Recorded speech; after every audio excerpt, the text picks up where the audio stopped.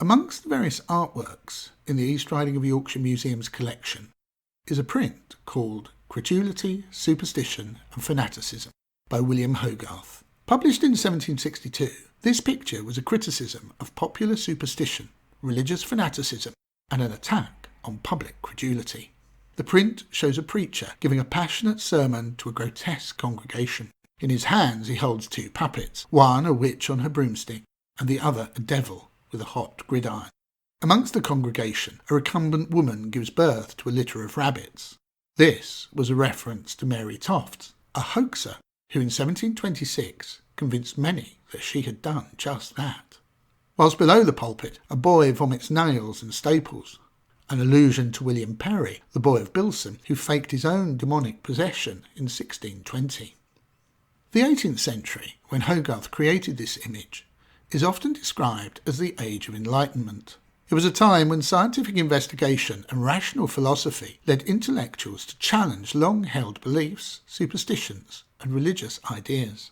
But despite this, for many people the world remained a place full of magic, a place they shared with fairies, ghosts, witches, and a whole array of other creatures and spirits. Superstition and belief in the supernatural were often the means by which people made sense of the world around them, gave some certainty to their often very uncertain lives, and explained away those natural and historical phenomena they did not understand. Archaeological monuments were often the source of such supernatural mythologies. At Rudston, for example, the massive prehistoric monolith in the churchyard was explained as having been thrown by the devil in an attempt to prevent the construction of the church, but divine intervention had prevented the stone from hitting its target. In fact, the monolith predates the church by over 2,500 years and was the work of people, not the devil. Other local monuments were explained in similar ways. At Willie Howe, a massive Neolithic burial mound at Wold Newton, the story told explained its purpose rather than its origins. It was said that one night, whilst returning from the pub in Burton Fleming, a local man heard music and chatter coming from the mound. When he got near, he spied a doorway in its side. Through the doorway he could see a large room in which a great company of fairies were feasting.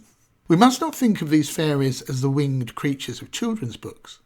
They are Victorian fairies. Earlier fairies were full-sized and they were capricious tricksters who were easily angered and could be very dangerous. The fairies at Willie Howe were welcoming and offered the man a drink, but he knew that this was a trick. He knew that if he tried the drink it would render him senseless and he would be taken into fairyland, never to return. Instead, he poured the drink away and, riding as hard as he could, made off with the cup they had given him. The angry and howling fairies followed close on his heels. Eventually he escaped them and returned to Wold Newton, still clutching the drinking cup they had given him. Today, the scientific and rational approach of the Enlightenment has prevailed, and we understand monuments such as the Rudston monolith and Willie Howe for the archaeological features they are. For many of us, ghosts and malevolent fairies are things to be brought out for fun at Halloween. And yet, even now, in the 21st century, most of us feel more confident of life's certainties when the lights are on.